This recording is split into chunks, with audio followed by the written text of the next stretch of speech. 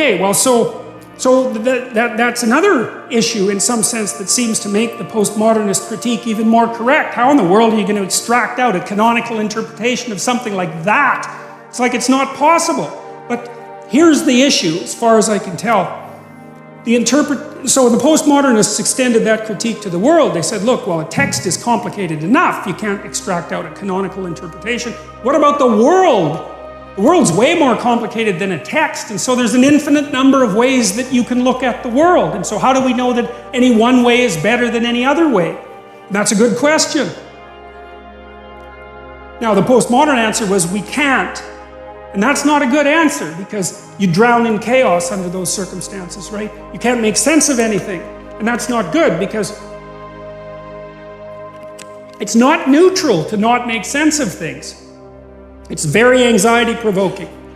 It's very depressing, because if things are so chaotic that you can't get a handle on them, your body defaults into emergency preparation mode, and your heart rate goes up and your immune system stops working, and like you burn yourself out, you age rapidly because you're surrounded by nothing you can control. That's an existential crisis, right? It's anxiety-provoking and depressing, very hard on people.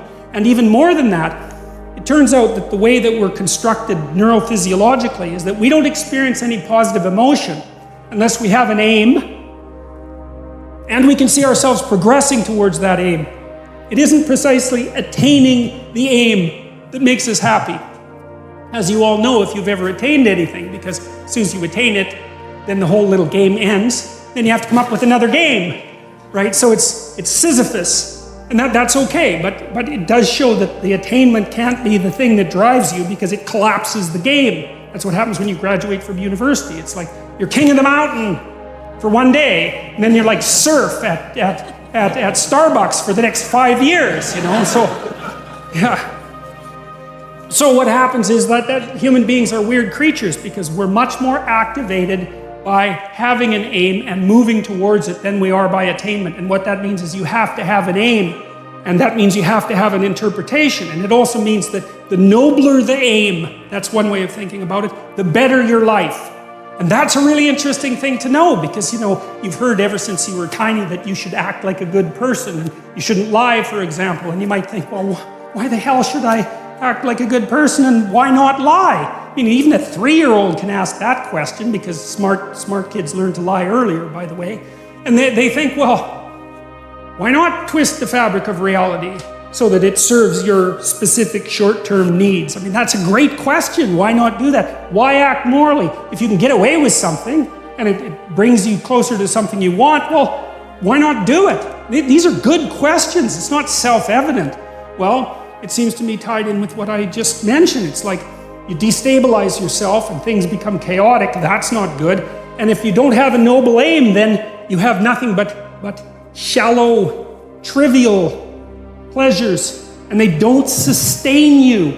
And that's not good, because life is so difficult, it's so much suffering, it's so complex. It ends and everyone dies and it's painful. It's like without a noble aim, how can you withstand any of that? You can't. You become desperate, and once you become desperate, things go from bad to worse very rapidly when you become desperate. And so there's the idea of the noble aim, and it's not something. It's something that's necessary. It's the bread that people cannot live without, right? That's not physical bread. It's the noble aim. And what is that? Well, it was encapsulated in part in the story of Marduk. It's to pay attention, it's to speak properly, it's to confront chaos, it's to make a better world. It's something like that. And that's enough of a noble aim so that you can stand up without, cringing at the very thought of your own existence, so that you can do something that's worthwhile to justify your wretched position on the planet. So now the literary issue is that, look, you take a text, you can interpret it a variety of ways, but that's not right. This is where the postmodernists went wrong, because what you're looking for in a text, and in the world for that matter, is sufficient order and direction. So then we have to think, well, what does sufficient order and direction means? Well, you don't want to suffer so much that your life is unbearable, right? That just seems self-evident. Pain argues for itself. I think of pain as the fundamental reality, because no one disputes it, right? I mean, even if you say that you don't believe in pain, it doesn't help when you're in pain. You still believe in it, right? You can't fry it up with logic and rationality. It just stands forth as what the fundament of existence, and that's actually quite useful to know. Say, well, you don't want any more of that than is absolutely necessary. And I think that's self-evident. And then you say, wait a minute, it's more complicated than that. You don't want any more of that that's necessary today, but also not tomorrow and not next week and not next month and not next year. So however you act now, better not compromise how you're going to be in a year, because that would just be counterproductive. That's part of the problem with short-term pleasures, right? It's like act in haste, repent at leisure. Everyone knows exactly what that means. So you have to act in a way that works now and tomorrow and next week and next month and so forth. And so you have to take your future self into account.